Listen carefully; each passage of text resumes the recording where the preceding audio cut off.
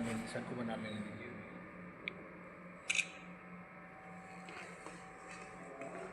Sir ये views ये है, क्या चीज़ है? इसको ऑर्मी व्यूज कहते हैं, जिसमें आप देखेंगे डब्ल्यू वाई शेप में इधर एक सेना एक दूसरी सेना। अब मान जी। लो इधर से सेना आ रही तो उसको घेरने का क्या तरीका रहेगा, ये तरीके हैं। अच्छा। इसमें आप ऊंचे में देख रहे होंगे कुछ हाथी है, हाँ कुछ हाँ। में घुड़सवार है, कुछ रथ है, कुछ पताका वाले रथ हैं और बाकी पैदल सैनिक है, जी जी। जो बताते हैं किस प्रकार के व्यूज है। ऐसी व्यू रचना और भी हम देखते हैं चक्र व्यू। आइए चलते हैं और सी रचनाएं देखें।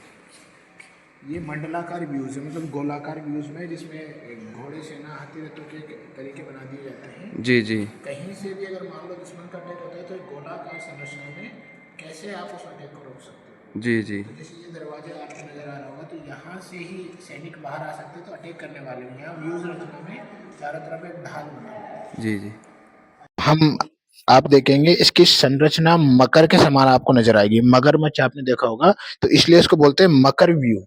यानी मकर व्यूज में क्या होता है कि आपको सेना के ऊपर अटैक करना रहे तो कैसे आप उस पे उसको ढाल बना सकते हैं या सीधे अटैक कर सकते हैं सैनिक।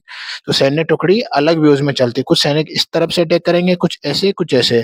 तो ये मकर व्यू है, वो आपका मंडल व्यू है, वो आपका जो व्यू था हम लोगों ने देख लिया था। ठीक है। अब महाभारत ऊपर भी कुछ व्यूज या रचनाएं दी गई है, तो उनके बारे में आप देखेंगे कि ये किन किन प्रकार के हैं। ठीक है। ये सर्वतोमुखी दंड व्यू है, मतलब इंसान जैसी संरचना में है। ये बीच में एक घुड़सवार रहता है, सैनिक इनको कवर करते हैं। यहाँ ही घुड़सवार, वहाँ ही घुड़सवार। तो ऐसे अटैक करने का तरीका रहता है ये। और सेना जिस भी उसमें, यहाँ सामान्यतः रहता है कि राजा पीछे रखने की वो रखी जाती है, कि राजा इसमें पीछे रहेगा, बाकी प्रजा आगे रहेगी। ठीक है जी। आइए आगे वज्र व्यू आप नजर आ रहा होगा, ये वज्र के समान, तो बड़ा मजबूत है ये। इसमें आप देखेंगे एक गधा रूपी संरचना में, जिसमें हाथी बीच बीच में चलते हैं और हाथी जाकर के पहले अटैक करते हैं। फिर उसके बाद एक हाथियों के और पैदल सैनिकों की बाढ़ रहती है, बीच में पैदल सैनिक और सबसे केंद्र में रहता है राजा। सेंटर में किंग को रखा जाता है। ठीक है जी। आइए अब कुछ और व्यूज को हम जानते हैं। यह है आपका क्रॉन्च व्यूज। क्रॉन्च एक प्रकार का पक्षी टाइप का रहता है, जिसकी चोंच और ये पंख जैसी संरचना आपको नजर आ रही होगी। इसमें राजा को केंद्र में रखा जाता है, बाकी सैनिक उनको अगर इधर से अटैक हुआ तो यहाँ से रोक लेंगे, यहाँ से हुआ तो यहाँ से, पीछे से हुआ तो पीछे से और आगे से। तो केंद्र में वहाँ किंग रहता है क्रॉन्च व्यूज में। ये सर्वत्र विजय व्यूज है, जिसमें आप देखेंगे एक जैसी संरचना है, इधर से हो, इधर से हो, उधर से हो, है ना, समान प्रकार से। किधर से भी दुश्मन आएगा, जीतने के लिए उस पर अटैक किया जाएगा, और किसी भी दिशा में किया जा सकता है।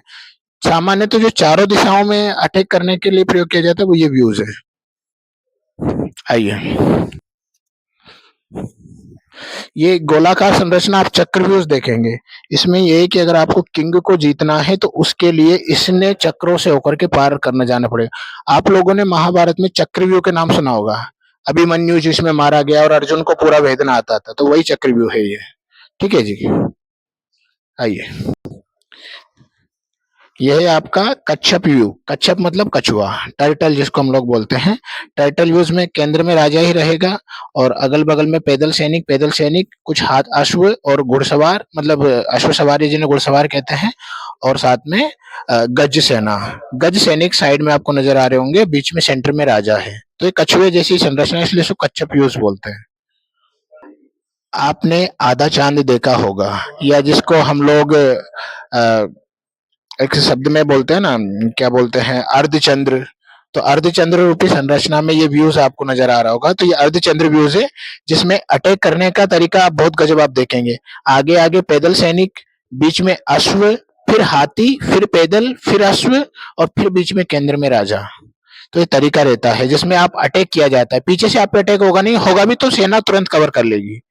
तो आगे की तरफ ये एक मजबूत व्यू रहता है, अर्धचंद्राकार व्यूज। ठीक है जी। श्रृंगता का व्यूज, जिसमें राजा केंद्र में रहता है, पीछे कुछ ध्वज वगैरह वाली चीज रहती है, ये सारी चीजें इसमें रहती है। और इसमें तीन प्रतीक के तौर पर ये चीज लिए जाते हैं, नियंत्रित रक्षा कवच, और इनका नाम है महत्वपूर्ण योद्धाओं की सुरक्षा और शत्रु की लहरात्मक खंडित करना। ठीक है जी। संकट व्यूज के बारे में बात करेंगे, जहाँ चक्र भी बना रहता है और अन्य प्रकार के व्यूज भी है। जब सामान्यतः इसी प्रकार के व्यूज में फंस करके वो अभिमन्यु की मृत्यु हुई थी, चक्र व्यूज में।